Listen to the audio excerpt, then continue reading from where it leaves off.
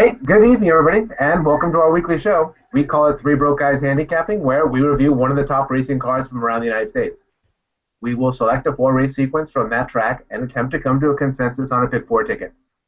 Thank you for joining us, and a few weeks back, we went to the beach at Del Mar, and then last week, we went to the spa at Saratoga. So now we are headed to West Virginia. To play the late pick from historic Mountaineer Casino, Racetrack, and Resort in scenic New Cumberland, West Virginia. The pick four starts with race number 6 and finishes with race number 9, but they're all stakes races, and they include the Grade 2 West Virginia Derby. My name is Rich Sharp, and each week I'll be joined by my friends and racing analysts. Mr. Ray Tirado, who as always joins us from Staten Island, New York. Ray, have you ever been to a racetrack? No, I haven't. It's about 6 hours from my house, and I hope one day to go to there. It'll be a nice trip. Have you ever been to West Virginia? Lily, I'm busy. I've not been to West Virginia, no. I actually have one up on West Virginia. All right, and from Temecula, California, and fans, once again, I'd like to point out that there is a sizable casino at Mountaineer Racetrack, and the next analyst was instrumental in Three Broke Guys Handicapping selecting tonight's track. So it's my good friend and racing analyst, Joe English. Joe, same question to you. Have you ever been to Mountaineer Racetrack, or even have you ever been to West Virginia? No, I think the closest I would have come was when my esteemed the other esteemed racing analyst, Mr. Tirado, and I drove to Florida from New York one. I don't remember exactly how long ago that was, but no, I've never been to Mountaineer Racetrack or West Virginia. I've actually been once. I've been before to Morgantown. So, all right, we are going to turn our attention now to Mountaineer Racetrack. It's in New Cumberland, West Virginia.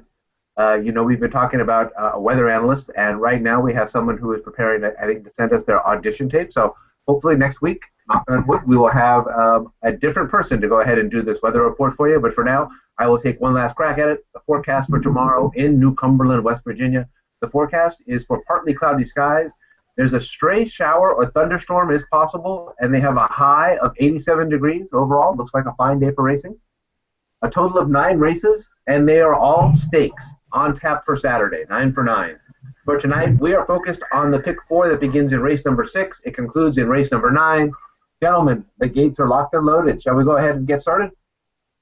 Let's go. Let's go. Race number 7, the West Virginia Governor Stakes. A mile and a 16th on the main track. The purse is $200,000 for 3-year-olds and upwards. Excuse me. You know what? I believe I skipped the race. Yes, I got off track. Yes, you did, sir. So this is the Senator Robert Byrd Memorial Handicap.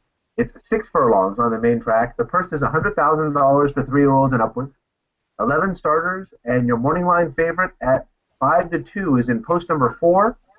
You don't often hear me say this when I say morning line favorite or trainer's names, but the trainer's name is Michael Tomlinson, and the rider is Terry Thompson.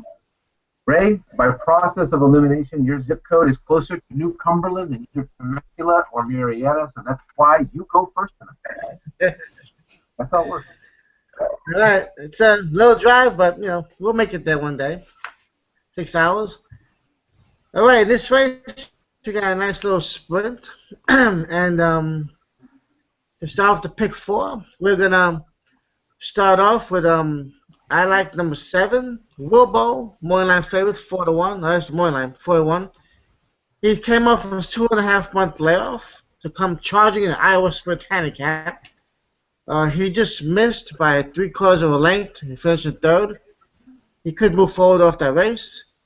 Tannehill gets the mount in a small sample of 13 races. He's 31% with the trainer, Chris Hartman. And I like the 59 Breeze at Churchill he just had. We're going to look for a price here. We have some speed. On the outside, number 8, Jazil. Morning line 12-1. I think he'll get some money. He'll probably be a little lower.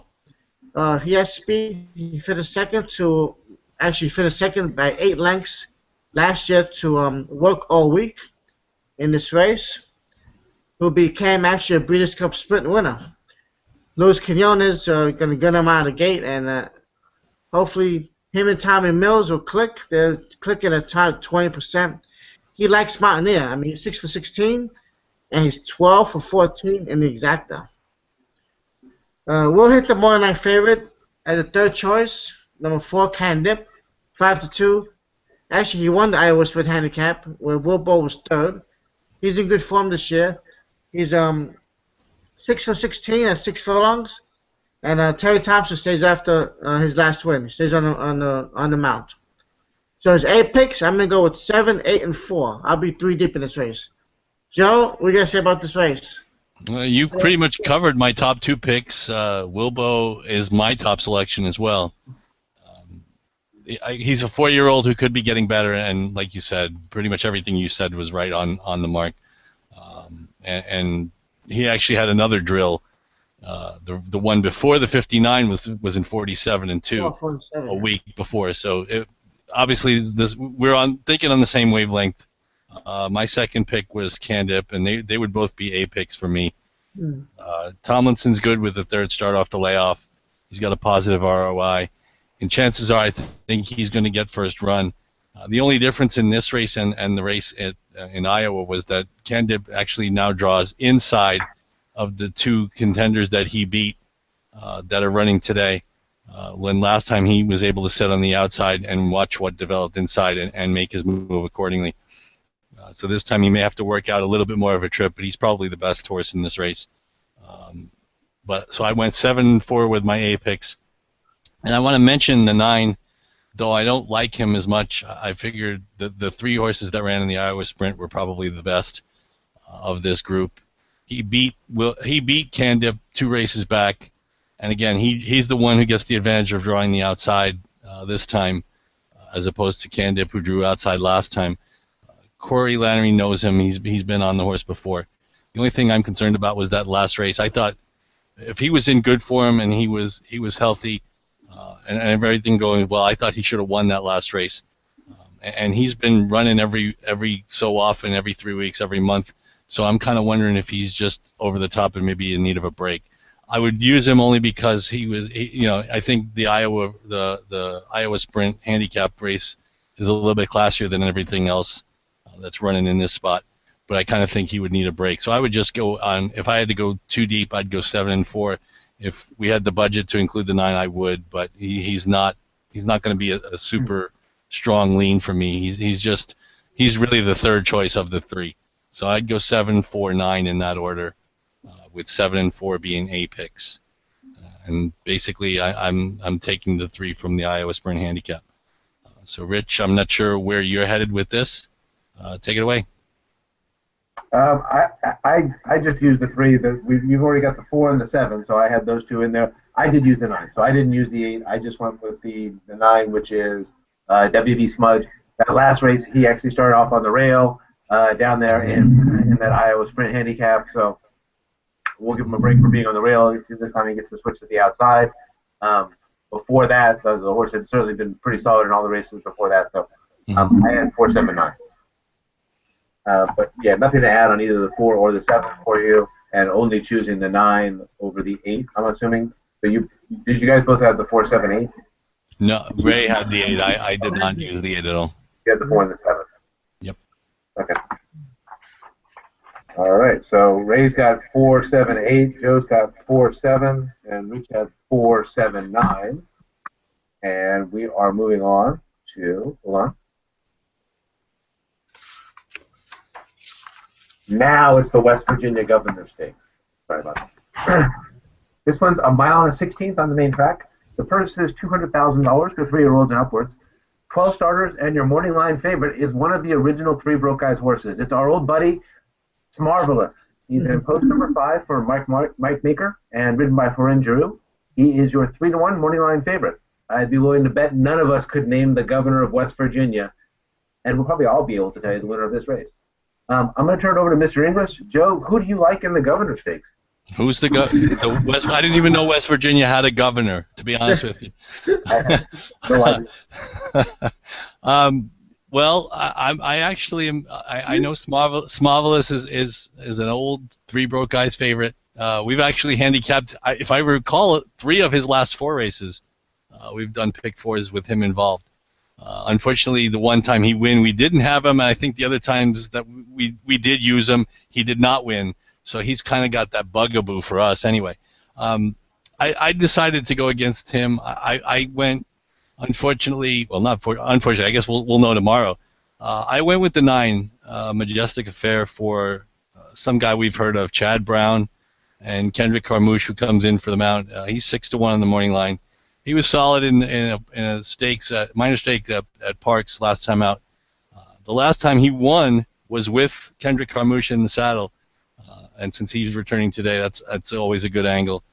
10-15 in the exacta, including 2 wins at the distance, and he's been working it consistently at Belmont since that last race at Parks. So I'm going to give him the nod at a decent number. 6-1 would be a nice price. My second choice would be the 1, Mobile Bay. Edgar Prado is up. He returns to the saddle today for, I believe, Victor Arsenault is the way it's pronounced, and he's 8-1 on the morning line. He also had a tough race that he lost at Evangeline Downs last time. It's been about 6 weeks, actually, no, about 5 weeks since then. But Prado gets on board, and he had a bullet drill at Evangeline Downs to show that he is at least healthy. The only concern I have about that drill was that it was 3 weeks ago, and he's done nothing since, or at least nothing's published since. But I think he'll get a nice trip down on the rail, and he's 8-1 on the morning line, so I'd be willing to take him as well as another A selection. And my third choice would be the 10, Departing. Don't know much about the trainer, Ted Drury Jr. I know a little bit about Brian Hernandez Jr. as he won the Breeders' Cup Classic aboard. Can you name the horse? Yes, Fort Larned. About, I want to say 4 years ago. He's 9-2 morning line. He won with this for this jockey and this trainer last time out, and the first time in the barn. The horse used to be trained by Al Stahl. He's got some back class. He's been running against better horses in the past. He is 1-for-1 at Mountaineer, and the trainer has a positive ROI in 2016 overall and with shippers in general. So I want to give him a chance. Don't necessarily like that far an outside draw, going 2 turns. That it's really one of the drawbacks against both my top pick, the 9 Majestic Affair, and the 10 Departing. But I think those two have some class, and they can draw back on that. So I'm going 9, 1, 10 in that order. A picks for the 9 and the 1. The 10 would be a solid B pick for me in the West Virginia Governor's Stakes at Mountaineer. So I'm going to hand it off to Mr. Torado and see if he can give us somebody else, and maybe we need to go deeper in this spot. Ray, what do you think? Well, you mentioned one of my top picks. I like the 10, Departing.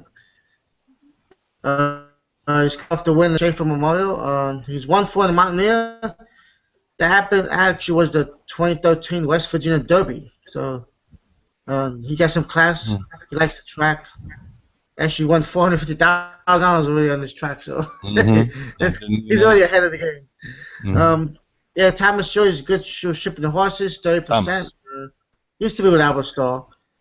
Brian Hernandez rides him, 6 years old, and they should have a good run. I'm going to mention 5 Marvelous. He's one of our old Angle 3BG Angle horses. Let me explain it. It's when you move up from absolute claimers, downwards of 1 or 2, to win a greater stake, and which he did. So that's an angle we've been using once in a while. And he's the original one. We didn't have him that day, 21, but oh well. Since then, he's had good and bad races. He weakened in the Charlestown Classic. He won the Mountain View Penn National, and then he weakened 4th in the Cornhusker. So this might be his day today. So alternate wins. Track profile fits him well here. So he should. Florent Drew's up aboard. I'm sorry. What's his name? Yeah, you got it right. You got it. Yeah, Drew's. Yeah. And so number 1, Mobile Bay. When I picked him in the New Orleans Handicap, he was a closer. All of a sudden, his last 2 races, he showed speed and actually some good splits. I mean, 109-4, 35-1 for the mile. So I don't know where you get the speed from. Sunland Park. Yeah, probably. Sunland Park. he went head to head with the picket factor and second. He can move forward here. So I don't know. I guess you go for the lead. I mean, the track profile fits that. So. Mm-hmm. I also mentioned number 11, Child Tribute Annuity. He's lifetime 9 for 16. He was 7 for 10 last year. 2 of his last 3 wins have been in low allowance races. But he's like a win machine, so you can't disregard those horses. They'll pop up once in a while and just win. Speed can be dangerous. Look at Low Band. He won a Jim Daniels and Maiden on the lead. So he's probably best 2-turn splits like a Charlestown. And he has his regular rider, Lopez.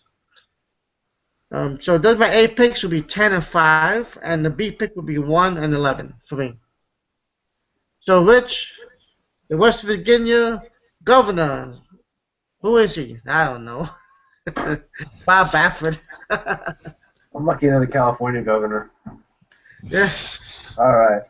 So let's see. I've got one horse that was covered, or that Ray touched on. So there's no way I'm going to go against Smodeless in this one. So I think I must have had a small backup bet on him the day that he paid that day. We did not have him in our pick 4, but I got paid on that. And then I think we had him the day of the 10 mile. So I thought Mike Maker, Florin Giroux, nice combination there at 26% they hit together. Maker's numbers are all good. The horse does have the failed his favorite in the last race, but as you see here, he's actually been favored in his last 2 races. So if you like the off-on angle, then this would be his on day. Even in that last race, he led at the 3/8 bowl. He just kind of came up a little bit short. So I was going to single him, or thinking of single him, and the only other horse that I was thinking about keeping in here, I thought maybe even a hunch play based on the name. I know the guys on this show, might be considered possibly great minds, or at least possibly good minds, or maybe just minds. But somehow this horse just had a good feel to me. Albert Stahl, you guys already touched on him. He's a solid trainer. He's got Robbie Alvarado aboard for this race. The horse has been a little bit of a win machine. He had won 3 in a row, and then just came up short by a half a length there. So I was going to go 5, really as a single, and the B pick would be Great Line. So Joe had his A picks for the 1 and the 9, and Ray had his A picks for the 10 and the 5, and Rich had his A pick with the 5, and there were some B picks on that page as well. So looks like we have got a nice little spread race there on the 7. We're going deep this year. Yeah. And let's see here. We're going to be moving on now to the. Let's go ahead and head on to what I believe is the feature race. It is. Our feature race today, race number 8, the Grade 2 West Virginia Derby, 1 mile and an eighth on the main track, $750,000 purse, for 3-year-olds and upward, 12 starters, and your morning line favorite in post number 1, Cupid from the Bob Baffert barn and ridden by Rafael Bejarano, is 3-1 on the morning line. Ray, you're first up on the West Virginia Derby, and just remember who's watching, okay? Sorry, Bob. Don't like you today. We're going to go to the outside. Another good trainer, Chad Brown. Number 9, Economic Model. Morning line 4-1. Very consistent 3-year-old who's 5 for 6 in the exacta. He's a little lightly raced at this time of the year. He's tested here for more class, but he was the running style for this race. He has blinkers. He has speed on the inside with Cupid, and others may press him. He can sit right behind and roll down the lane. Chad Brown is a great turf trainer. Now has a good dirt horse. He won the on Belmont Day. He won the Easy Goer pretty impressively. And then he had a good trip in the Dwyer. Just couldn't catch that horse, Fitztrap Road. So I like him 4-1. I'll mention number 1, Cupid. I like him a little bit. Comes back in 21 days after winning the Indiana Derby. He may not be back to his best form, but it may be good enough to win this race. I think Bejarano fits the horse better and can move forward. But there's a lot of speed here, and he's going to be pressed from the get-go. And I think he needs to be. He's probably need to have the lead type of horse. So I don't like him in this position to hang, to stick around at the end. But the pressure gonna be probably good.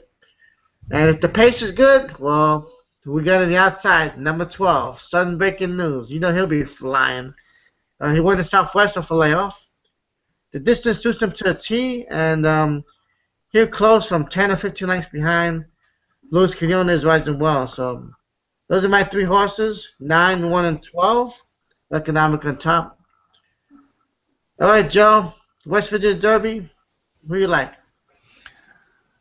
Same horse as you, unfortunately. It seems as if when that happens, it always happens to be not a good thing. But I don't need to expand on anything that you said about economic model. Pretty much everything that you had is one of the notes that I wrote, except for the fact that if you look at his races, economic model I don't believe has ever run 2 turns. You got to remember, Belmont, all those races are 1 turn, even a mile and a 16th, a mile and an 1/8. They're all 1-turn miles. They do not run 2 turns. I'm not sure if he's ever run 2 turns. I don't think he's ever. I know he's ever won at 2 turns. So that being said, I still like him on top, and I still think he's Maybe Tampa. He's going to maybe sure. at Tampa. And of course he didn't win that day. So I still like him. I think he's developing into a nice horse. But again, I just wanted to make sure that everybody knows that he's never won at 2 turns. My second choice is one of the other closers in the race, and that's the 3 Motom. Joe Bravo gets aboard. I'm not sure if Joe Bravo has ever ridden for Tom Amoss anywhere, but he's 5-1 in the morning line. He looked good in the Ohio Derby. He needed the class relief in that race, and he got it, and he looked good winning that race. And he wasn't as far back as he had usually been in his earlier, like the Triple Crown races. So he might be a little bit closer to the lead than somebody like Sudden Breaking News in case there isn't such a crazy pace up front. But again, I think he's coming in hand, and he may actually be a pretty good 3-year-old as the season winds down, since all the other horses have been battling through the Triple Crown, and some may or may not be the same as they used to be. I'll mention Cupid because he's a Grade 2 winner. He's the only Grade 2 winner in the field, but I agree with you, Ray. I think there's a chance that, and especially the fact that no distortion is sitting right outside of him, and I think they're both kind of need the lead types, because Cupid's been on or need the lead in every one of his wins except for the race where he bobbled in his maiden race where he was even money and he was probably going to win regardless of the circumstances in that race. But every race since then that he's won, he's been on the lead. So I think he's going to be in a little bit of a pace battle. He's probably the speed of the speed, and he might put no distortion away, but he's also never won at a mile and an 1/8. So it could be that he's in front with a 16 to go, but there may be somebody coming after him. We'll see how good he is. I mean, he's always worked fast. Baffert always has him working fast anyway. So 47 works for Baffert. Don't really make me blink much of an eye. But again, he is a Grade 2 winner, probably the class of the field.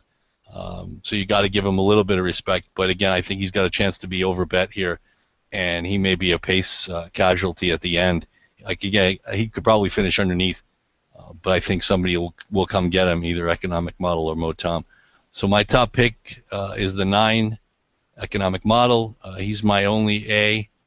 Motom and Cupid are my B picks for the West Virginia Derby, Grade 2 West Virginia Derby. I didn't realize the purse was $750,000. That's pretty amazing. I guess that's the casino money talking, I guess. The casino money talking, exactly. Casino money talks and runs. Yeah, well, I asked the people at Aqueduct. Rich, what do you? I know Baffert's on your desk, so I'm sure he's probably in your top 3, if not the top pick. But what other opinions do you have of the West Virginia Derby? He might not be looking at Ray, but he's looking at me. He's in your house. Let's see. We had Ray down there went 9-1-12, and I believe Joe went 9-1-3. And see, this is why you come to this show, right? Because you get a lot. 9-3. No, not. Make sure it's 9-3-1, Rich. Or 9-3-1. and I went 9-1 and 11. So my top pick was I did go with Economic Model. Okay. So I like the Chad Brown horse. I would have gone with Cupid if he hadn't run the rail. I thought he had a solid shot there, but This looks to be economic model play to me. You guys have already kind of covered it, so I'm not going to beat a dead horse.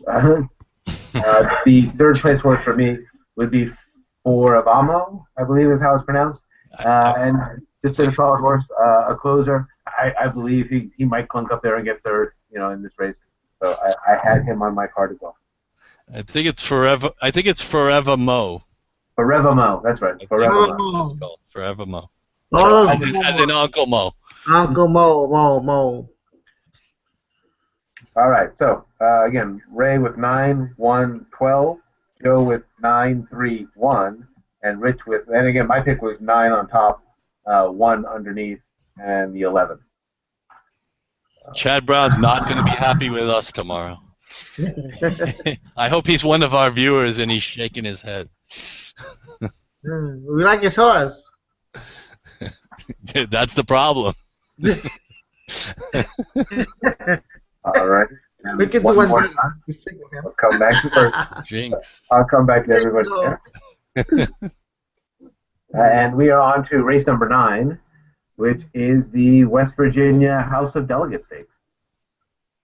Have I got the right one here? Yep, I believe I did. I apologize. The West Virginia House of Delegates Stakes, House of Delegates Speakers Cup Stakes. First, $100,000 for 3-year-olds and upwards. 12 starters and your morning line favorite one more time. It's in post number 1. Pluven, for trainer Phil Sims and ridden by Channing Hill, is on the morning line at 3-1.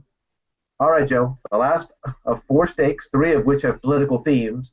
What's your vote in the West Virginia House of Delegates Speakers Cup Stakes? My vote is that this is the longest stakes race name in the country. But I'm not sure exactly what to make of that. But anyway, this race actually, for a turf route, this race has a hell of a lot of speed. Excuse my French. There are a lot of horses who want to be up near the lead, if not on the lead. So I kind of think this race may fall apart at the end. So I'm going closers 1, 2, 3, and Ray's going to appreciate this. I went with the 7, Hammer's Terror. It's an inside joke, Rich. We'll have to fill you in on later. For Mike Maker and Robbie Alvarado at 6-1 in the morning line. He's a consistent finisher, and as I said, I just think this race is going to fall apart late. Alvarado's been on the horse to win before. Trainer jockey 50%, very small sample size, 6 starts of late. But these two know each other from the Kentucky circuit, so I don't think there's really any mysteries. I think they know each other very well. And like I said, I just think Hammer's Terror may be the biggest finisher and most consistent finisher in the field. And I like the fact that he draws outside. Otherwise, if they had switched positions, Pluven would have been my top pick. And the only reason I say that is because Pluven, I think being down inside, being that there's so much speed, if they back into him, somehow Channing Hill's going to have to work out a trip on this horse, and I don't really want to take a 3-1 on the morning line on a horse that may get into traffic trouble. I mean, obviously it's all speculation, and he's a short price, but he's a Grade 2 winner. He did have an excuse for that last start, so I'm going to toss that race altogether. Channing Hill, again, back aboard. The barn is 27% in 2016, so you can't argue with anything Phil Sims has done. No, not the Giants quarterback. Phil Sims, the horse trainer. But again, I just don't like that he's down on the inside. I think he's going to have to work out a trip. Hey, maybe he can sit inside, and maybe the seals will part, and he'll blow it through and win this race by 5. I just don't know if that's going to happen, given the plethora of speed inside. So my top pick is the 7. Second choice is the 1, both A selections. And I'll throw in the number 10, Dak, for multiple reasons. I like the name, I guess. And to be honest, I've never heard of this trainer or jockey before. Somebody named Brumley is the trainer, and somebody named Cannon is the jockey. But 8-1 in the morning line, again, another strong finisher. And he only got beat by Pluven 3 lengths in the opening verse, 3 races back. So he wasn't that far behind the 3-1 morning line. I think like I said, he'll get a better draw he'll be able to sweep by the field if he has to. He can just sit outside and have a clear path. I'm not sure he's good enough to beat these, but I think he'll be finishing as well. So again, I'm going 7, 1, 10 in that order. The top 2 picks would be A picks, and Dak would be a B pick for me. So I'm going to pass the baton. In this Olympic season, I'm going to pass the baton to you, Mr. Tirado. Take the second leg and roll.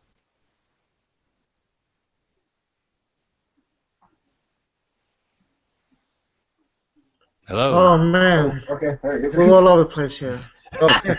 Looking at number 5, Rose Breyer, the 5.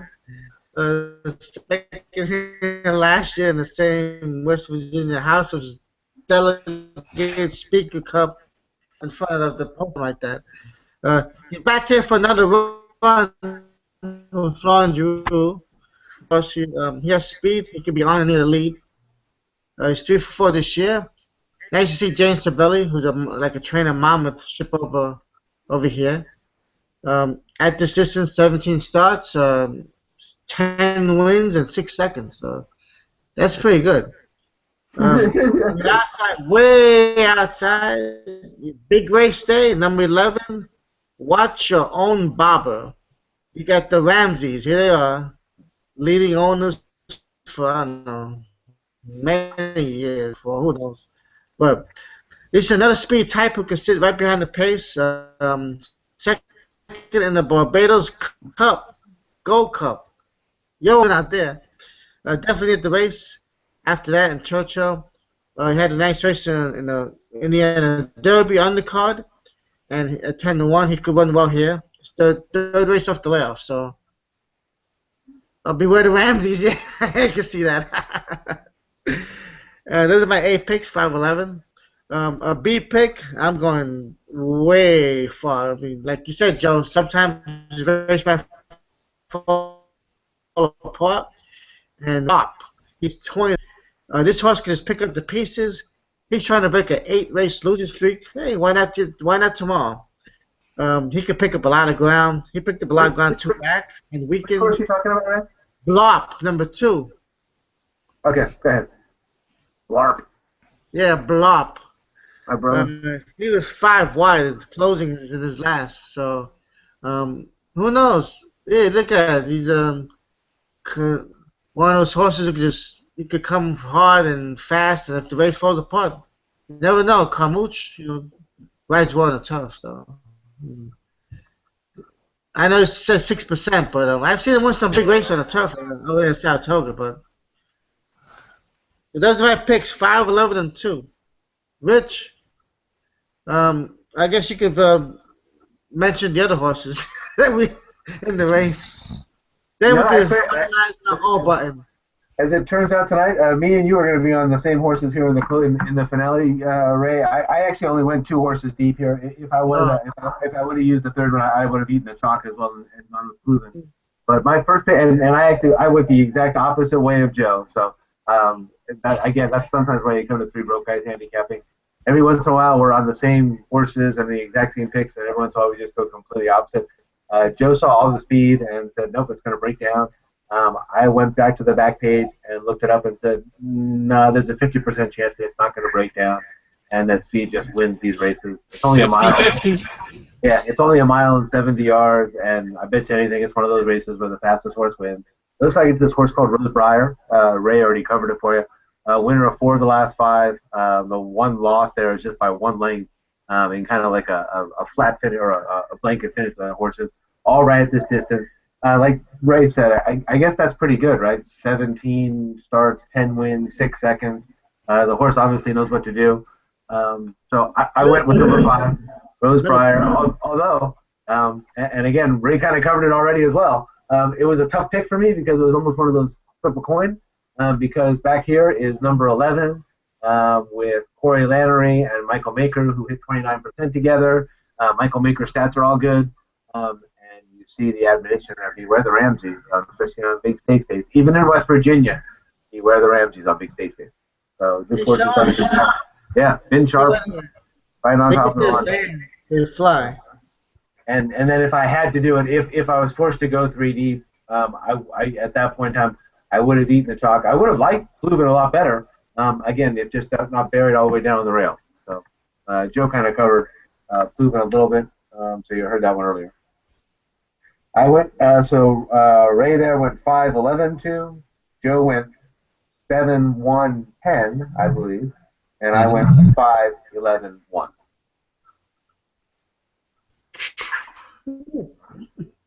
I believe we are ready to move into our next segment here. We'll go ahead and put together our Pick 4 ticket. And if you like, I think I have a little interpretation of what that actually looks like every week when we do that. So here, I'll share this with everybody in the audience while I bring up our template and get everything ready for you. Hang on 1 second.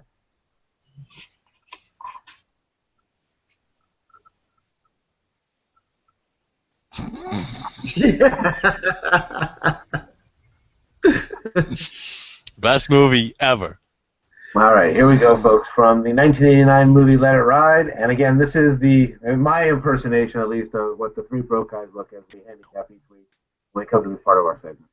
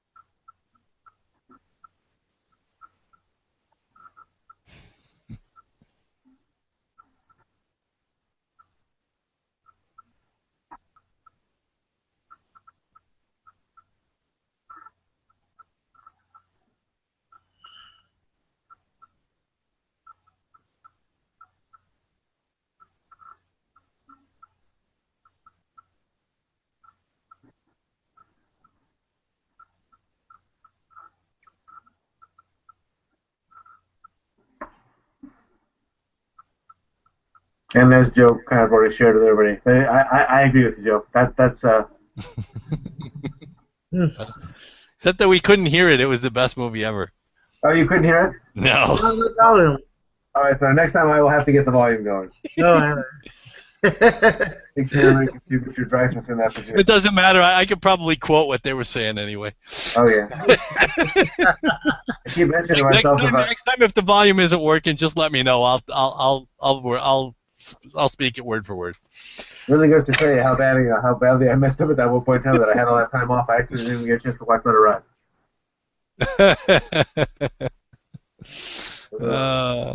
Well, yeah, I it's around big race days. I always make time. Let's hit this. Here we go, gentlemen. And Okay. so on race number 6, let's see. We were pretty close here. We had a consensus, I believe, at least on the 4 and the 7. Yep. And the only other horse that was really up for debate was the 8 or the 9 for either me or Ray, who were, I think, probably. Well, actually, you know, I had the 4, 7, and 9 all in the same line for myself, so I didn't have any different. That 9 horse warrior. Yeah, I wasn't. Like I said, I mentioned him only because of the race he came out of. I wasn't big on him. Only because I thought he had a really good trip in that last race, and he actually angled out and had every chance to make the same run that Wilbo had made later in the spot, and he just didn't do it. So I was kind of against him for that. But you didn't think maybe the rail. Well, you know, it's funny. It's funny. I did look at the day, and I thought, well, he was inside, but really when it came time to do the real running, he was outside. He was in the clear. It's not like he was pinned down inside. He was able to get out and really didn't have much of an issue. So he was in a spot where all the winners were coming from anyway. So it really so the rail post position didn't bother me. It's not like he broke poorly or he was pinned down inside. It was more like, okay, he got a good trip. He was able to work his way outside the leaders, and he just couldn't run down Candip. And that's why I would think, okay, I'm not sure what's going to change tomorrow. Obviously, different track, different day, but Well, I sounds think, like you got a better view on it than I did. Okay. yeah. Let's see. On race number 7, let's see. I've got Ray's top picks were the 5 and the 10, so I've got those two in there. My top pick was also the 5, so that's in there. And then Joe, you had the 9 as your top pick, I believe. Yes. And then the 1 was was the 1 your B pick in race 7? The 1 was an A pick. The 10 departing was my B pick. And I think So Joe, I think Ray had. Well, the 10 is already on here because Ray had him anyway. Ray had him as an A pick. Yeah. Okay. So I mean, I would definitely want to go at least 5, 9, 10, and if we can go deeper, I'd like to put the 1 on there. Okay. But And, we'll on to race number 8, and this looks like the 9 is definitely on for all three of us. right. And it looks like it's a debate here with the 1 and the 3 potentially. Well, I had the 3, you had the 11, and Ray had the 12. 12. I think. Yeah, the question is, The 12 and the 11, I believe, were both B. I know Forevermo, excuse me, was a B pick for me. Yeah, that's how I felt about Cupid. So, I mean, And Ray had sudden breaking news, and I think he had that as a B pick as well. I think he had, Yeah, that's so hard on Cupid. Yeah, this race. I mean, yeah, I wasn't either, but well, obviously he could win. But the thing about it is, we're also going to have to go very deep in the next one. It looks like, or at least 3. Mm-hmm. So all right, let's at least the 9 for sure, and we'll go back to the go back to race 8 in a minute. yeah.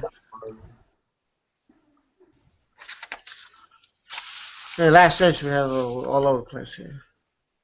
Well, you guys have the same 2. You guys have the same 2 horses. We're the 5. Yeah, I was going to say, and you those have are the the 1 and 7, so. 9 and 11. And then you get the 11.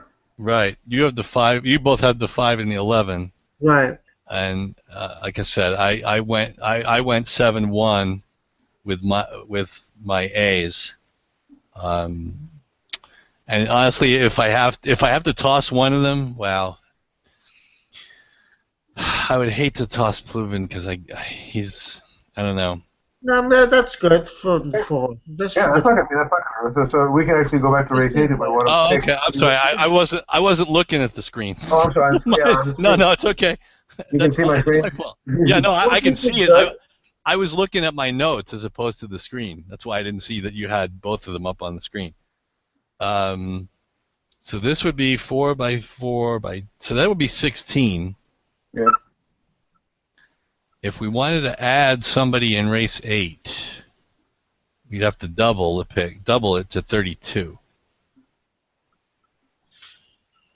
Does anybody feel comfortable singling economic model? I hadn't really thought about it, going into the race like that, but I mean, why not? I've got Baffert Dahl staring at me, right? I mean, he's got his hands in his pockets, the head's wobbling. I mean, it's amazing. My wife is in the next room. It's not. I know she's going to be critical of us for this. It's not Chucky. It's not Chucky. It's not going to come to life and hack you to pieces because you didn't pick his horse. All right. Well, he might actually appreciate the fact that you didn't. Cindy might. Well, that's different. I tell you, he's gonna have it tough in this race. My wife is not a bobblehead. She's a seasoned horse player herself, and she gets pissed when I don't put it in the bathroom. It's fun. Yeah, I mean, I can do one. I can go either way. But I really like Ray mentioned. I think he's going to have at least one horse and the horse right outside of him at his throat the whole way. And like I said, he could absolutely win the race just on class alone. But something about it, like you were saying earlier, Rich, you mentioned that you didn't like it. You didn't like him because he's down on the rail. Something about that spot doesn't. I don't like him that much either. Yeah, that's why So I'm thinking we would be better off leaving him off the ticket, especially because I think even though he's 3-1 in the morning line, I can't see him going off that high. Yeah. I mean, It's there's no way the Baffert factor alone is going to get him to 8-5. Yep. All right, I'm game. So I mean, like I said, I'm willing. So we're just going to single economic model then. We'll leave economic models are single. Yeah. Yeah. Mm-hmm. Yeah. We all had it as our top pick. Yeah, absolutely. So I have no problem doing that. All right, so 4-7. 4-7 with 1-5-9-10, with 9, with 1-5-7-11. Sounds good. That works. $16. Awesome. For those of you commenting, Not so hard. You might notice that I was back in my home. Mm-hmm. Not in a mental institution these last few weeks, or I was given a small 3-day pass. But it feels really good to be home on a Friday night with all my stuff. Yeah, the white room kind of freaks me out. Yeah. Like I said, I keep wanting to think that white room it's either like you said, it's a mental institution or it's a whiteboard, and you're just going to start writing notes on it. Yeah, well, it would be perfect for projections behind us, but I like all absolutely. Yeah. This new one has a better camera. You could watch Let It Ride there. That would be fun. Yeah. Watch it on the wall, almost like it's a big screen, like the movies. Absolutely. All right. Have you guys got anything else you want to add in tonight's broadcast, or? You did see my text about the schedule for the next 3 weeks. We're pretty solid on the next 3 cards. Mm-hmm. I believe so. All right. For those of you watching, if you enjoyed the show, we will be back next week when we get together to take a look at another exciting card. It's Arlington Million Saturday, correct, Joe? Yes, sir. Five stakes, all turf stakes. Believe it or not. I love the Arlington Million card. I just hope that the rain stays away and they can actually run all 5 of the races on the turf. Yeah. I mean, they won't move the Arlington Million for sure, but I would hate to see the other 4 races washed away or even altered in some way, shape, or form. It's really a wonderful racing card, though. Yeah, hopefully we get some, just like we got this week, we get some deep fields, some international flavor. It's funny because I know looking at the card. There's the St. Ledger, the American St. Ledger, which is 1 mile and 11/16. And it's funny, if Flincher hadn't run like 2 weeks ago or last week, I would have said, man, that would have been perfect for him. That would have been right up his alley. But since I'm assuming he won't be running, I'm sure we'll get some other international entrants from Aidan O'Brien or John Gosden or Mike DeCock or somebody. We'll send somebody over from France or England to participate in. It's really a great international day of racing, to be honest. Absolutely. All right, gentlemen. That's all the time we have for tonight. It's always a pleasure to handicap with the 2 of you. For Joe English and Ray Tirado, I'm Rich Sharp. Thank you for watching 3 Broke Guys Handicapping. Good luck and good night. Good night. Good night.